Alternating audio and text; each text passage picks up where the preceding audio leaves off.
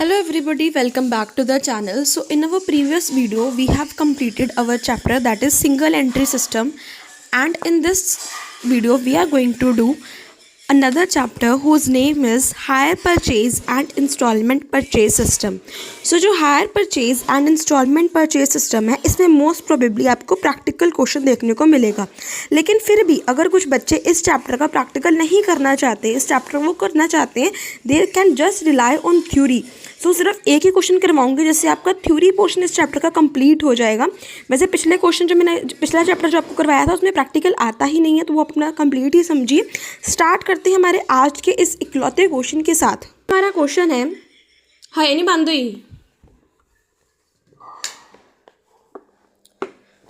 सो हमारा क्वेश्चन है, explain the hire purchase system and distinguish it from instalment purchase system. Chapter के name में दोनों सिस्टम्स आ रहे हैं, तो दोनों के बीच में हमें डिफरेंस बताना है. साथ में हमें डिस्कस करने हैं इनके अकाउंटिंग ट्रीटमेंट्स को, both in the books of purchaser and in the books of higher vendor. Okay, जिसमें हमें अकाउंटिंग जो ट्रीटमेंट होगा इंटरेस्ट का, जब पैसा हम देते हैं इंटरेस्ट के साथ, इंस्टॉलमेंट पे करते हैं इंटरेस्ट के साथ, उसका ट्रीटमेंट होगा. रिपोजिशन ऑफ गुड्स का ट्रीटमेंट होगा. एंड हमें अपने आंसर को इलस्ट्रेट करना है with suitable example, diagrams and journal entries. So here let's get started. So in modern commercial transactions, introduction से स्टार्ट करते हैं. सबसे पहले यहाँ पर वह कह रहे हैं कि आज के मॉडर्न कमर्शियल ट्रांजेक्शन्स के दौरान जो बायर है वो उसे ज़रूरत होती है एक्सपेंसिव गुड्स की, जैसे कि मशीनरी, फर्नीचर, व्हीकल और equipments, but may not have sufficient funds to repay the entire price immediately. लेकिन उसके पास इतने फंड्स की अवेलेबिलिटी नहीं होती है कि वो उसे इमीडिएटली पे कर सके. तो वो क्या करता है, उसके बेलमेंट ले लेता है. To facilitate trade and make such purchases possible, अपने ट्रेड को फैसिलिटेट करने के लिए और उन परचेजेस को पॉसिबल करवाने के लिए जो सेलर है ना, यानी जो हायर वेंडर है, वो क्रेडिट फैसिलिटीज़ प्रोवाइड करता है. Two widely used methods of selling goods on deferred payments are hire purchase system and instalment purchase system. तो बेसिकली आपको फर्स्ट पैराग्राफ में एक भूमिका बनानी है कि हायर परचेज सिस्टम और इंस्टॉलमेंट सिस्टम कैसे अकर करते हैं. सो फर्स्ट पैराग्राफ में इन्होंने बात करी कि हमारे कमर्शियल वर्ल्ड में कमर्शियल ट्रांजेक्शन्स अकर करती हैं जिसमें परचेजर्स को expensive machineries, furniture, tools buy करने पड़ते हैं, जिसके लिए उनके पास फंड्स की अवेलेबिलिटी नहीं होती. तो इन ट्रांजेक्शन्स को पॉसिबल करवाने के लिए जो सेलर होता है वो उन्हें डेफर्ड पेमेंट फैसिलिटी प्रोवाइड करता है, यानी क्रेडिट बेसिस पर फैसिलिटी बाय करने की फैसिलिटी प्रोवाइड करता है. और जो दो मेजर हमारे कॉमनली यूज्ड मेथड्स है वो है hire purchase system and instalment system. Okay, these systems allow the buyer to obtain goods immediately while paying the price over a period of time through installments. ये जो system है ये buyer को, ख़रीदार को अलाउ करता है कि वो गुड्स को इमीडिएटली यूज़ कर सकता है, फिर चाहे वो उसके प्राइजेस को over the period of time instalments के थ्रू पे करता जाए. However, the legal ownership, accounting treatment and rights of the seller and buyer differ significantly between these systems. लेकिन इन दोनों सिस्टम्स के अंदर कैसे लीगल ओनरशिप जा रही है, क्या अकाउंटिंग ट्रीटमेंट हो रहा है, क्या राइट है सेलर का, क्या राइट है बायर का, दोनों सिस्टम्स में डिफरेंट है. तो आपको बता देना है दोनों सिस्टम्स डिफरेंट है, सेम नहीं है. नेक्स्ट पैराग्राफ में आपको बताना है that the hire purchase system is particularly popular for durable goods like automobiles, electronics and machinery. फिर आपको बता देना है कि जो हायर परचेज सिस्टम है वो ड्यूरेबल गुड्स के लिए सूटेबल है, जैसे कि ऑटोमोबाइल्स हो गए, इलेक्ट्रॉनिक्स होगी, मशीनरी हो गई. Under this system the buyer pays the price in periodic instalments and receive possession of the assets immediately. इस सिस्टम में वो पीरियोडिकली इंस्टॉलमेंट्स पे करता है एंड पोजेशन को इमीडिएटली ले लेता है. पोजेशन मतलब कब्जा, उस गुड्स को यूज़ करने का हक तो ओनरशिप में आता है, लेकिन यूज़ गुड्स है किसके पास, वो पोजेशन होती है. But ownership remains with the seller until the final instalment is paid. जब तक फाइनल इंस्टॉलमेंट जो है वो पे नहीं हो जाती तब तक जो ओनरशिप है वो सेलर के पास ही रहती है. दूसरी ओर फिर हम बात करेंगे कि जो इंस्टॉलमेंट परचेज सिस्टम है उसमें जो ओनरशिप है वो तो इमीडिएटली ट्रांसफ़र हम कर देते हैं सेल के टाइम के ऊपर, जब तक इंस्टॉलमेंट्स की पेमेंट रिसीव भी ना की गई हो। Now these systems are important from an accounting perspective. अब इन सिस्टम्स की हमें इंपॉर्टेंस बतानी है कि ये जो सिस्टम्स हैं ये अकाउंटिंग परस्पेक्टिव से काफ़ी इंपॉर्टेंट है। क्यों है ये इंपॉर्टेंट? क्योंकि ये इन्वॉल्व करते हैं इंटरेस्ट की कैलकुलेशन। जब हम इंस्टॉलमेंट पे करते हैं तब हम इंटरेस्ट भी पे करते हैं। एसेट रिकॉग्निशन, एसेट को हम रिकॉग्नाइज करते हैं अपने बिजनेस के अंदर। इंस्टॉलमेंट पेमेंट करते हैं। Sometime repossession of goods if the buyer fails to pay instalment. देखिए जो इंस्टॉलमेंट परचेज सिस्टम है उसमें रिपोजिशन नहीं पॉसिबल, लेकिन जो हायर परचेज सिस्टम है उसमें रिपोजिशन का मतलब है गुड्स वापस ले लेना अगर कोई पेमेंट में डिफ़ॉल्ट आता है। तो यहाँ पर रिपोजिशन की एंट्रीज भी होती हैं। Understanding the accounting treatment of these systems help businesses maintain proper financial records and ensure transparency in financial reporting. In accounting treatments को अंडरस्टैंड करना, इस पूरे सिस्टम को अंडरस्टैंड करना हमारे लिए काफ़ी मदददायक होगा फाइनेंशियल रिकॉर्ड्स को रिकॉर्ड करने के लिए, जिससे हमारी फाइनेंशियल रिपोर्टिंग में ट्रांसपेरेंसी भी आती है। सो अब हम मेन क्वेश्चन से स्टार्ट करते हैं। सबसे पहले हम बात करेंगे हायर परचेज सिस्टम के मतलब के साथ। So the hire purchase system The hire purchase system is a system of selling goods in which the buyer agrees to pay the price in periodic installments. Higher purchase system एक ऐसा system है goods को बेचने का जिसके अंदर जो बेचने वाला होता है, जो खरीदने वाला होता है बायर, वो मान जाता है कि वो पे करेगा प्राइस उस गुड्स का, कैश प्राइस पे करेगा in periodic instalments, regularly instalments में। Although the buyer receive the possession of the goods immediately, उसे पोजेशन तो मिल जाती है, यानी उसे यूज़ करने के लिए गुड्स तो मिल जाते हैं, लेकिन उन्हें यूज़ करने का हक नहीं मिलता, ओनरशिप नहीं मिलती जब तक वो लास्ट इंस्टॉलमेंट नहीं पे कर देता। Thus the transaction is partly a hire agreement and partly a sale agreement. इस वजह से ये हायर एग्रीमेंट है, जैसा कि ये बेलमेंट है और साथ में सेल है। When the final installment is paid, the ownership automatically transfers to the buyer. Suppose कीजिए एग्जाम्पल है कि एक मशीन है 1 लाख की जो उसे हायर परचेज एग्रीमेंट के ऊपर सेल किया गया, डाउन पेमेंट इसकी 20,000 की गई है, तो कैश प्राइस बाकी का हमें कितना बचा? 80,000। रिमेनिंग अमाउंट्स को 4 इक्वल एनुअल इंस्टॉलमेंट्स में पे करेंगे with the interest. The buyer can use the machine immediately but the seller remains the legal owner until all instalments are paid. जब तक सभी चारों की चारों इंस्टॉलमेंट्स पे नहीं हो जाती तब तक जो बायर है वो इसका ओनर नहीं बन जाता। अब कौन कौन सी पार्टीज इन्वॉल्व होती हैं हायर परचेज सिस्टम के अंदर? तो एक तो परचेजर होता है जिसे हम हायर परचेजर बोलते हैं या फिर हायरर बोलते हैं।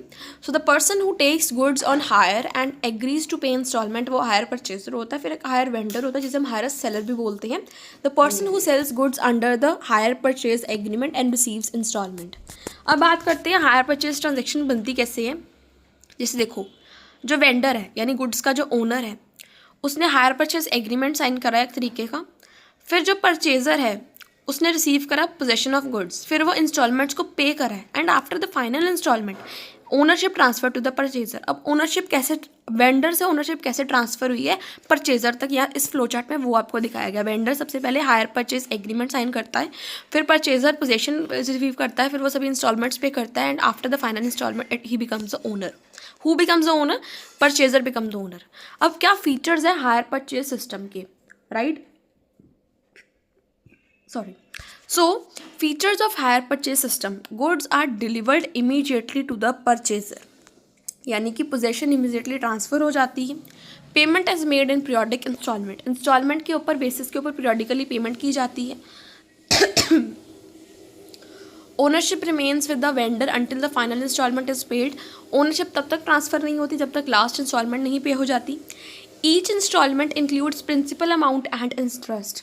जो हर एक इंस्टॉलमेंट होती है उसके अंदर प्रिंसिपल अमाउंट भी होती है यानी कैश प्राइस भी होता है एंड इंटरेस्ट भी होता है। The vendor has the right to repossess goods if instalment are not paid. अगर कोई इंस्टॉलमेंट पे करने में कोई डिफ़ॉल्ट आता है कोई रीपेमेंट पे, तो जो गुड्स है उनका रीपोजेशन भी हो सकता है, यानी गुड्स वापस भी लिए जा सकते हैं बायर से। The purchaser gets possession but not ownership initially. Purchaser को पोजेशन तो मिल जाती है इनिशियली स्टार्टिंग में, लेकिन उसे ओनरशिप नहीं मिलती। These were the features, let's revise it again. Goods are delivered immediately to the purchaser, payment is made in periodic instalment, ownership remains with the vendor until the final instalment is paid, Each installment include principal amount and the interest. The vendor has the right to repossess goods if installments are not paid. The purchaser get possession but not the ownership initially.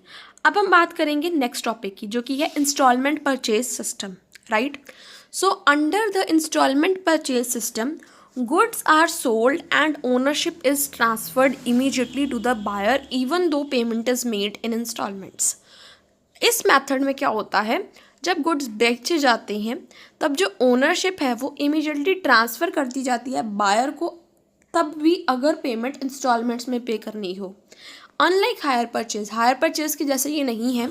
जो seller है वो अपने goods को repossess भी नहीं कर सकता आसानी से, क्योंकि जो बायर है वो ऑलरेडी उसका लीगल ओनर बन जाता है जब वो उसे बाय करता है. सेलर सबसे पहले सेल एग्रीमेंट साइन करता है. वहाँ पर वो क्या करता था, हायर बेसिस पर सेल करने का एग्रीमेंट साइन करता है. यहाँ पे वो सेल का ही एग्रीमेंट साइन कर रहा है, क्योंकि यहाँ पर वो सेल होती है, वहाँ पर वो बेलमेंट प्लस सेल होती है. फिर वो ओनरशिप जाती है, पोजेशन जाती है. फिर जो बायर है वो उसका प्राइस पे करता है इंस्टॉलमेंट्स के बेसिस के ऊपर. यहाँ पे रीपोजेशन नहीं होती. क्या डिफरेंस है, मेन टॉपिक तो हमारे चैप्टर का हायर परचेज सिस्टम ही है. क्या डिफरेंस है फिर भी समझ लेते हैं hire purchase system and instalment purchase system में. सो ओनरशिप की बात करें, आपको सेंटेंसेस में लिखना है, यहाँ पे वर्ड्स में लिखा होगा. ओनरशिप की बात करें, हायर परचेज सिस्टम के अंदर जो ओनरशिप है वो ट्रांसफ़र होती है लास्ट इंस्टॉलमेंट के बाद. और इंटरेस्ट परचेज सिस्टम में, इंस्टॉलमेंट परचेज सिस्टम में क्या होता है, ट्रांसफ़र हो जाती है ओनरशिप इमीडिएटली.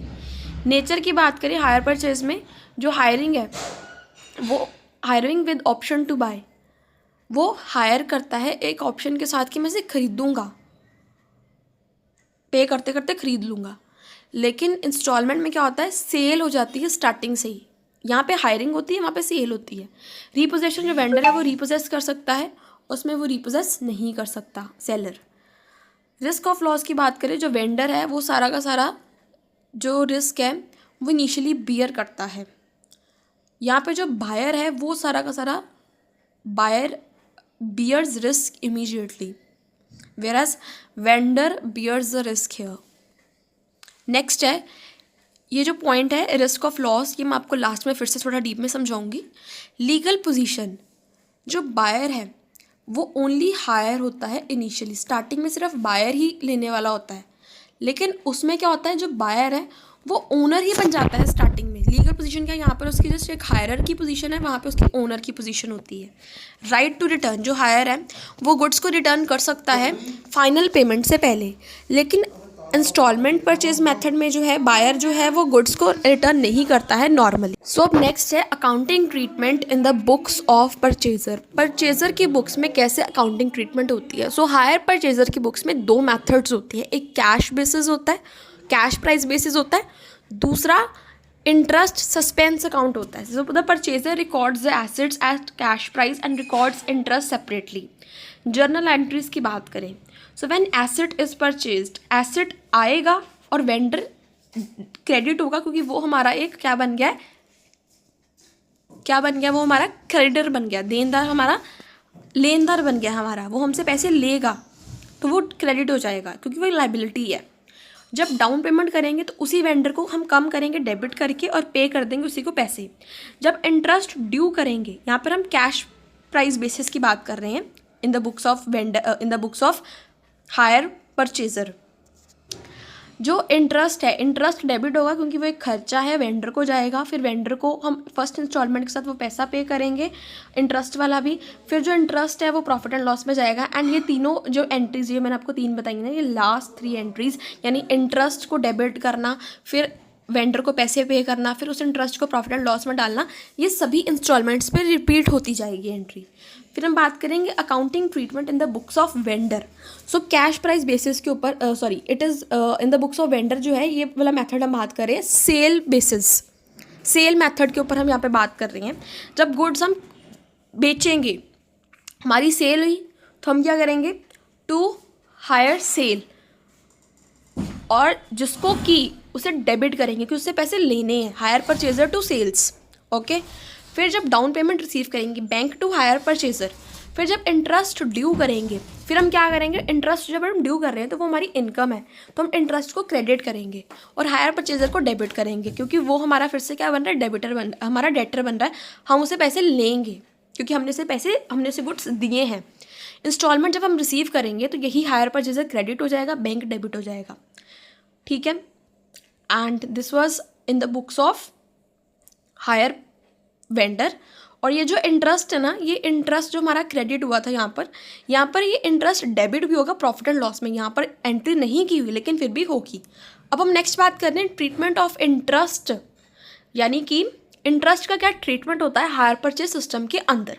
अब 2 मेथड्स मैंने आपको बताए in the books of hire purchaser. There are 2 methods, cash price method जो मैंने आपको पहले करवाया, दूसरा है इंटरेस्ट सस्पेंस अकाउंट मेथड जो अब करेंगे। फिर इन the books of vendor 2 methods हैं, सेल्स मेथड जो मैंने आपको अभी करवाया, दूसरा है इंटरेस्ट सस्पेंस अकाउंट मेथड जो अब करेंगे।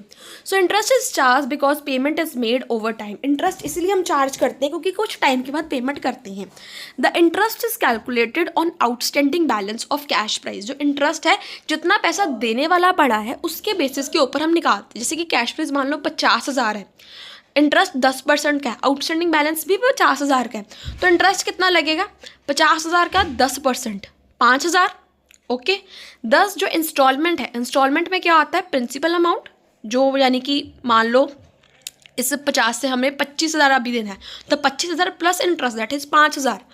अब हम बात करते हैं रीपोजिशन ऑफ गुड्स की। सो जो रीपोजिशन ऑफ गुड्स है वो कैसे होगा, बेटा यहाँ पे जो मैंने आपको बताया ना अभी मेथड, इंटरेस्ट सस्पेंस अकाउंट, यहाँ पे वो डिस्कस नहीं करा हुआ, यहाँ पे जस्ट अकाउंटिंग ट्रीटमेंट बताई हुई है कि इंटरेस्ट कैसे निकलता है, राइट। सो यहाँ पे सिर्फ वो बताया हुआ, मैं आपको इसकी जर्नल एंट्री फिर से बताऊंगी और ऊपर जो डिफरेंस में एक पॉइंट था मैं आपको वो भी फिर से बताऊंगी। Let me note down so that I can explain you later in the end of the video. दूसरी चीज़, जब भी आपको वो अकाउंटिंग ट्रीटमेंट ऑफ इंटरेस्ट पूछेंगे ना, आपने क्या करना है, अकाउंटिंग ट्रीटमेंट ऑफ इंटरेस्ट को आपने सबसे पहले तो इन द बुक्स ऑफ वेंडर बता देना है। उसमें आपने 2 एंट्रीज पास करनी है, जब तो आप इंटरेस्ट क्रेडिट कर रहे हो और वेंडर को डेबिट कर रहे हो वो वाली, फिर जब इस इंटरेस्ट को आप प्रॉफिट एंड लॉस में डाल रहे हो वो वाली entry. Same in the case of in the books of purchaser. I hope you getting the point. ये जो 2 एंट्रीज मैंने आपको ऊपर करवाई ना अभी, लाइक ये वाली एंट्री और इसके बाद वाली एंट्री। और इन द बुक्स ऑफ परचेजर के केस में आप क्या करोगे, एक ये वाली एंट्री और एक ये वाली एंट्री, ये आप करोगे जब आपको अकाउंटिंग ट्रीटमेंट करने को बोलेंगे। आपको सिर्फ इतना निकाल के नहीं बता देना कि कैसे निकालते हैं इंटरेस्ट, आपको वो भी बताना है कि इसकी जर्नल एंट्री क्या होती है। अब हम बात करेंगे रीपोजेशन ऑफ गुड्स की entry. So if the purchaser fails to pay instalment, ये just in the case of hire purchaser है, हायर परचेज सिस्टम है, क्योंकि इंस्टॉलमेंट परचेज सिस्टम में रीपोजेशन पॉसिबल ही नहीं होती इजीली। द वेंडर में रीपोजेस द गुड्स। रीपोजेशन में भी कंप्लीट रीपोजेशन और पार्शियल रीपोजेशन। अब जो रीपोजेशन है वो 2 तरीके से हो सकती है, या तो प्रॉपरली रीपोजेस कर दिया जाए आपके गुड्स को, या फिर थोड़े थोड़े करके रीपोजेस किया जाए। बात करेंगे अकाउंटिंग ट्रीटमेंट ऑफ कंप्लीट रीपोजेशन। सो जब प्रॉपरली कंप्लीट रीपोजेशन होता है, सो परचेजर की बुक्स में कैसे जर्नल एंट्री होती है रीपोजेशन के केस के अंदर, जो वेंडर है एसेट ले जाता है, परचेजर क्या करेगा कि मेरे एसेट्स चले गए हैं तो वो मशीनरी को क्रेडिट कर देगा। वेंडर ले गया है, कौन रिसीव कर रहा है, vendor is a personal account, debit the receiver, credit the giver, तो वेंडर डेबिट हो जाएगा, right. And in the books of vendor क्या करेगा, वो गुड्स ला रहा है तो मशीनरी टू परचेजर, गिवर कौन है यहाँ पे, परचेजर, तो उसके अकाउंट्स में क्या एंट्री होगी, मशीनरी टू यानी गुड्स रीपोजेस्ड अकाउंट, या फिर asset account to hire purchaser. उसके लिए तो खैर क्या एसेट नहीं है, गुड्स रीपोजेस्ड है, तो उसके लिए ये क्या है, गुड्स रीपोजेस्ड, यहाँ पे वो अकाउंट खोलेगा गुड्स रीपोजेस्ड। ये आपको इंपॉर्टेंट पॉइंट ध्यान रखना है, वेंडर के लिए ये गुड्स है, परचेजर के लिए ये एसेट्स हैं। अब हम बात करेंगे accounting for sale of repossessed good. मान लो जो हमने गुड्स रीपोजेस करे यानी जो वापस लिए, हम उनके सेल कर रहे हैं। व्हेन वेंडर सेल्स रीपोजेस्ड गुड्स, वो क्या करेगा, सिंपल, वो आगे क्या करता था, आगे वो करता था कैश टू हायर सेल या फिर कैश टू सेल। अब वो करेगा, अगर इसकी सेल होगी, अब वो करेगा कैश टू गुड्स रीपोजेस्ड। जो गुड्स वो रीपोजेस्ड करके लाया है उसकी सेल हो गई, बस इतनी एंट्री करेगा, दैट्स इट। प्रॉफिट और loss transfer to profit and loss account. जो प्रॉफिट होगा या फिर जो लॉस होगा इसके सेल करने के ऊपर, मान लो उसने 50,000 का लाया और उसने 60,000 का बेचा, तो 10,000 का क्या उसके लिए प्रॉफिट है, तो जो ये प्रॉफिट आएगा उसे वो प्रॉफिट एंड लॉस अकाउंट में डाल देगा, राइट। अगर 10,000 का प्रॉफिट है, 10,000 का प्रॉफिट है तो वो प्रॉफिट एंड लॉस अकाउंट में क्रेडिट कर देगा, ओके। अब हम एक एग्जांपल के साथ आपको समझाते हैं। मशीनरी का कैश प्राइस है 60,000, डाउन पेमेंट 10,000 की करी, बाकी का जो 50,000 है 5 इक्वल इंस्टॉलमेंट्स में पे करना है इंटरेस्ट के साथ, यानी 10,000 करके, ठीक है। Purchaser gets machine immediately, purchaser को मशीन मिल गई, जो वेंडर है वो अभी भी ओनर है जब तक फाइनल पेमेंट नहीं हो जाती। इंस्टॉलमेंट कैसे आएगी, प्रिंसिपल पोर्शन और इंटरेस्ट वाला portion. Proper journal entries pass करेंगे हर साल, ओके। सो ये एग्जाम्पल है। अब हम बात करेंगे क्या इंपॉर्टेंस है हायर परचेज सिस्टम की। सो हायर परचेज सिस्टम जो है वो एक्सपेंसिव गुड्स को अफोर्डेबल बना देता है, आपके लिए सूटेबल बना दे, आपके लिए मीन्स आपकी सफिशेंसी को, आपकी इनसफिशिएंसी को वो कवर कर देता है। सेल्स को इंक्रीज़ करता है सेलर्स के लिए, क्योंकि ये क्रेडिट बेसिस पे सेल कर सकते हैं, डेफर्ड पेमेंट बेसिस पे सेल कर सकते हैं। दो हमने बात करी, जैसे कि इंस्टॉलमेंट परचेज मेथड और हायर परचेज मेथड। ये बायर को मदद करते हैं कि वो एसेट्स को यूज़ कर सकता है बिना फुल पेमेंट दिए। पूरे पैसे भी नहीं देते, जैसे EMI बेसिस हो गया ना, पूरे पैसे भी नहीं देते और फिर भी ये यूज़ कर सकते हैं। ये फ्लेक्सिबिलिटी प्रोवाइड करते हैं पेमेंट्स में, आप जितने मर्जी इंस्टॉलमेंट्स में अपने पेमेंट्स को करवा सकते हैं हायर परचेज एग्रीमेंट साइन करते वक्त। नेक्स्ट आता है हमारी कंक्लूजन। लेकिन कंक्लूजन को रीड करने से पहले जो हमारा टॉपिक था, एक डिफेंस में पॉइंट था, वो मैं आपको समझाती हूँ, और इंटरेस्ट सस्पेंस मेथड जो है उस मेथड में in the books of vendor and the books of purchaser की एंट्रीज आपको बताती हूँ। सो सबसे पहले हम देखेंगे meaning and the explanation of interest suspense method. So under the interest suspense account method, the total interest included in all the installments is calculated at the beginning of the agreement. So जब agreement होता है, जब vendor बेचता है, purchaser buy करता है और down payment देता है या फिर रिसीव करता है, तो उसी टाइम पर सारा का सारा इंटरेस्ट इंस्टॉलमेंट्स का कैलकुलेट कर लिया जाता है और एक सेपरेट अकाउंट में उस अकाउंट को डाल दिया जाता है, उस अमाउंट को डाल दिया जाता है, जिसे हम interest suspense account method, interest suspense account बोलते हैं। The asset is recorded at the cash price in the purchaser book. जो एसेट है वो कैश प्राइस पे ही लिखा जाता है। जो टोटल इंटरेस्ट पेबल है ओवर द इंस्टॉलमेंट, उसे हम इंटरेस्ट सस्पेंस अकाउंट में डाल देते हैं। हर साल जो पोर्शन होता है इंटरेस्ट का उस ईयर के साथ रिलेटेड, उसमें से हम इंटरेस्ट सस्पेंस में से उसे निकालते जाते हैं। This method helps in separating the principal amount and interest clearly. इस मेथड के साथ हम प्रिंसिपल अमाउंट को एंड इंटरेस्ट को क्लियरली सेपरेट कर सकते हैं। सो इस मेथड की ये एडवांटेज है कि ये क्लियरली सेपरेट कर देता है प्रिंसिपल अमाउंट को एंड इंटरेस्ट को। This interest suspense account represent unearned interest which is gradually recognised year by year. So जो इंटरेस्ट सस्पेंस अकाउंट है वो अनअर्न्ड इंटरेस्ट को शो करता है, यानी ऐसा इंटरेस्ट जो अभी हमने रिसीव ही नहीं करा या फिर पे ही नहीं करा, लेकिन उसे ईयर बाय ईयर हम ग्रेजुअली रिकॉग्नाइज कर रहे हैं। सो देखिए, हम बात कर रहे हैं the books of purchaser, hire purchaser, जिसका मेथड हमने कैश प्राइस बेसिस कर लिया है। अब हम कर रहे हैं इंटरेस्ट सस्पेंस अकाउंट मेथड। सबसे पहले जब एसेट परचेज होता है हायर परचेज की बेसिस के ऊपर, बिगिनिंग में क्या होता है, एक एग्रीमेंट बनता है, यानी कि जो परचेज़र है वो एसेट को रिसीव करता है, जो एसेट है उसे हम उसके कैश प्राइस पे रिकॉर्ड करते हैं एंड हायर परचेज प्राइस पे नहीं रिकॉर्ड करते। अगर आपको नहीं पता हायर परचेज प्राइस क्या होता है, सो हायर परचेज प्राइस होता है interest plus instalment plus down payment, ये हायर परचेज प्राइस होता है, okay. This is because accounting record asset at actual price that is its cash price. सबसे पहले हम क्या करेंगे, मान लो एसेट है हमारा 1 लाख का, तो हम जर्नल एंट्री पास करेंगे। We will pass a journal entry that is asset to hire vendor 1 lakh, okay. फिर इसके बाद क्या होगा, हम रिकॉर्ड करेंगे टोटल इंटरेस्ट को using interest suspense account. So in hire purchase the total instalment include principal, cash price plus interest. Instead of recording the interest every time separately, the total interest to entire period is calculated in advance. The total interest is recorded in interest suspense account. Interest suspense represent future interest that has not yet been due.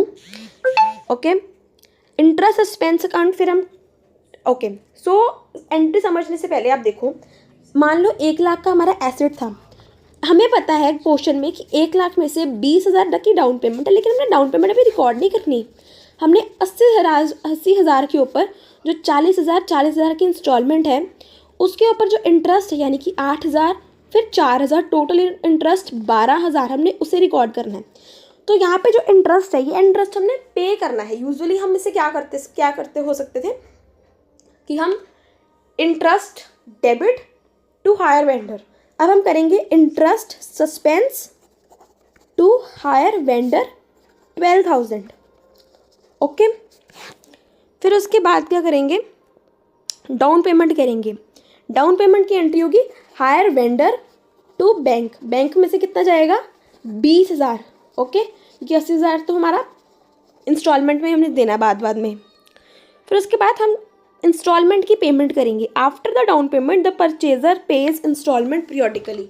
जो purchaser है वो अपने installments को धीरे धीरे पे करेगा, चाहे वो मंथली हो जाए, क्वार्टरली हो जाए या फिर ईयरली हो जाए। हर एक इंस्टॉलमेंट में प्रिंसिपल अमाउंट भी होगी, अब इंटरेस्ट भी होगा। ओके, सो सबसे पहले हायर वेंडर अपनी इंस्टॉलमेंट मान लो सिर्फ और सिर्फ अपनी इंस्टॉलमेंट पे कर रहा है और साथ में इंटरेस्ट पे कर रहा है, तो उसकी भी एंट्री क्या होगी hire vendor to bank account. Okay, next है transfer of interest for the year.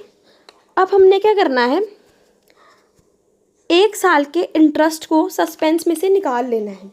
देखो इंटरेस्ट सस्पेंस जो है सबसे पहले 12,000 का इंटरेस्ट सस्पेंस गया था, हमारा डेबिट हुआ था। तो अब क्या करना है, हमने 8,000 के इंटरेस्ट सस्पेंस को क्रेडिट कर लेना है और बाकी के इंटरेस्ट को डाल देना है डेबिट में, इंटरेस्ट को डेबिट कर देना है। नेक्स्ट एंट्री में ये जो डेबिट वाला इंटरेस्ट है इसे प्रॉफिट एंड लॉस में डाल देना है, क्रेडिट कर देना है प्रॉफिट एंड लॉस में से इंटरेस्ट को, इस 8,000 को। क्लियर? और ये सिंपल एंट्री आपको जो ये चलता ही रहेगा जब तक आपका कहाँ से चलता रहेगा मैं आपको बताती हूँ। ये 3 एंट्री चलती रहेंगी। एक तो हायर वेंडर टू बैंक यानी इंस्टॉलमेंट प्लस इंटरेस्ट, ये वाली entry. Let me show you again. Hire vendor to bank, फिर उसके बाद नेक्स्ट एंट्री हमारी क्या चलेगी, इंटरेस्ट टू इंटरेस्ट सस्पेंस, यानी कि जितना पैसा हमने दे दिया इस बार, जितना इंटरेस्ट हमने दे दिया उसको सस्पेंस में से निकाल देंगे, इंटरेस्ट टू इंटरेस्ट सस्पेंस। फिर उसके बाद जो इंटरेस्ट हमने डेबिट करा उसको हम क्रेडिट कर देंगे प्रॉफिट एंड लॉस में से। So by this we are done with the interest suspense account in the books of purchaser. अब हम बात करेंगे in the books of vendor, right? So here we come, journal entries in the books of vendor. लेकिन उससे पहले मैं आपको एक स्ट्रक्चर समझाती हूँ सो दैट आपको नेक्स्ट ये जो इन द बुक्स ऑफ वेंडर है इस मेथड में आपको थोड़ी आसानी मिले। सबसे पहले होता क्या है, एसेट सबसे पहले परचेज किया जाता है। क्या किया जाता है? परचेज किया जाता है। फिर जो इंटरेस्ट है वो निकाला जाता है, पूरा इंटरेस्ट सस्पेंस जो है वो निकाला जाता है। फिर डाउन पेमेंट की जाती है, ठीक है, फिर पहली इंस्टॉलमेंट पे की जाती है, फिर सस्पेंस में से इंटरेस्ट में डाला जाता है और फिर प्रॉफिट एंड लॉस में डाल दिया जाता है। फिर ये 3 एंट्रीज रिपीट होती रहती हैं, like second instalment, then suspense to interest, then interest to profit and loss. So similarly अब हम नेक्स्ट कर रहे हैं इसी मेथड में in the books of vendor. Vendor के केस में 2 मेथड्स होते हैं, एक सेल्स मेथड जो हमने कर लिया है, दूसरा होता है इंटरेस्ट सस्पेंस अकाउंट मेथड। जब गुड्स सोल्ड किए जाते हैं हायर परचेजर को तो होता क्या है, गुड्स जाते हैं तो टू सेल्स होगी, यहाँ पे होगा हायर परचेजर डेबिट, राइट? फिर उसके बाद टोटल जो इंटरेस्ट है वो हम लिखेंगे। सो जो हमारा इंटरेस्ट है ये हमें मिलना है तो हम क्या करेंगे, टू इंटरेस्ट करेंगे, डेबिट करेंगे इंटरेस्ट सस्पेंस को। सॉरी हम यहाँ पर लास्ट हमने प्रीवियस में हमने क्या करा था, हमने इंटरेस्ट सस्पेंस को डेबिट करा था in the place of interest, लेकिन क्रेडिट हमने किससे करा था, we have credited hire vendor, if I am not wrong, hire vendor को। बच्चों को क्या लगता है कि अगर हम इंटरेस्ट सस्पेंस को डेबिट कर रहे हैं तो इंटरेस्ट को क्रेडिट करेंगे, लेकिन this is not the thing. मैं ये आपको लास्ट में आपका इसको डाउट को थोड़ा क्लियर कर दूंगी। लेकिन हेयर वी आर डूइंग कि हमारे पास जितना भी इंटरेस्ट आया है वो सारा का सारा इंटरेस्ट हम क्या करेंगे, इंटरेस्ट सस्पेंस में डाल देंगे, और वो भी किसे क्रेडिट या फिर डेबिट करेंगे, हमारे हायर परचेज या फिर वेंडर को। यहाँ पे इन द बुक्स ऑफ वेंडर में क्या हो जाएगा, ट्रू इंटरेस्ट सस्पेंस हमारी इनकम है, हमारी क्या है, इनकम है। अगर ये हमारा एक्सपेंस होता तो इंटरेस्ट सस्पेंस डेबिट करते, यहाँ पर इंटरेस्ट सस्पेंस हमारी इनकम है, इंटरेस्ट हमारी इनकम है, तो इंटरेस्ट सस्पेंस को डेबिट क्रेडिट कर देंगे, और डेबिट किसे करेंगे, हायर परचेजर को। फिर उसके बाद क्या करेंगे, डाउन पेमेंट करेंगे। डाउन पेमेंट रिसीव कर रहे हैं तो बैंक टू हायर परचेजर होगा। फिर डाउन पेमेंट रिसीव करने के बाद जो इंस्टॉलमेंट है उसे हम रिसीव करेंगे, क्या करेंगे, बैंक टू हायर परचेजर कर देंगे फिर से। फिर उसके बाद ये जो इंस्टॉलमेंट है, इस इंस्टॉलमेंट में इंटरेस्ट भी है, उस इंटरेस्ट को हम क्या करेंगे, क्रेडिट करेंगे, टू इंटरेस्ट करेंगे, और इंटरेस्ट सस्पेंस को डेबिट कर देंगे। फिर उसके बाद क्या करेंगे, ये जो इंटरेस्ट है इस इंटरेस्ट को हम डेबिट कर देंगे और प्रॉफिट एंड लॉस को क्रेडिट कर देंगे। एंड जितने भी हमारी इंस्टॉलमेंट्स होंगी ये स्टेप्स मूव ऑन करते रहेंगे। So these are the complete journal entries under the interest suspense account method in the books of both purchaser and the vendor. So I hope you are clear with 4 of these methods. Like in the books of vendor, there are 2 methods, sale method and interest suspense account method. In the books of purchaser, there are 2 methods, cash basis method and interest suspense account method. So एक हमारा ना difference में जब हम higher purchase system और instalment purchase system का difference कर रहे थे उसमें एक पॉइंट था रिस्क ऑफ लॉस। उसमें हमने एक चीज़ पढ़ी थी, उसको मैं एक्सप्लेन करने जा रही हूँ। ये हमारा लास्ट टॉपिक है और इसके बाद ही हमारा चैप्टर की थ्योरी कंप्लीट हो जाएगी, राइट। हायर परचेज सिस्टम में क्या होता है, जो वेंडर है वो सारे के सारे रिस्क को बियर करता है स्टार्टिंग में। अब वो कैसे, in the hire purchase system the ownership of the goods remains with the vendor. जो जितनी भी ओनरशिप है गुड्स की वो वेंडर के पास रहती है जब तक लास्ट इंस्टॉलमेंट नहीं पे कर दी जाती, क्योंकि जो वेंडर है वो अभी भी उसका लीगल ओनर ही है। तो जो रिस्क होगा उसके लॉस के साथ, अगर उसमें कोई कल को डैमेज आता है, कोई नुकसान होता है, वो सारा किसके साथ होगा, रिमेन किसके साथ, किसके पास करेगा, वेंडर के पास, जब तक ओनरशिप नहीं ट्रांसफ़र हो जाती। इट मीन्स जो रिस्क है वो किसके पास है, वेंडर के पास। Whereas instalment purchase system में जो रिस्क है वो सारा का सारा हमारे परचेजर के पास आ जाएगा, क्योंकि उसके पास ओनरशिप भी चली गई है। जितने भी लॉस है, जितने भी डैमेजेस उसके साथ रिलेटेड हैं वो सभी परचेजर के होंगे। Buyer bear risk immediately because in the instalment system ownership of the goods is transfer to the buyer at the time of sale. Since the buyer becomes a legal owner immediately, the risk of loss or damage to this goods is borne by the buyer from the beginning. And with this we have completed the theory of hire purchase and installment system. Thank you and have a nice day.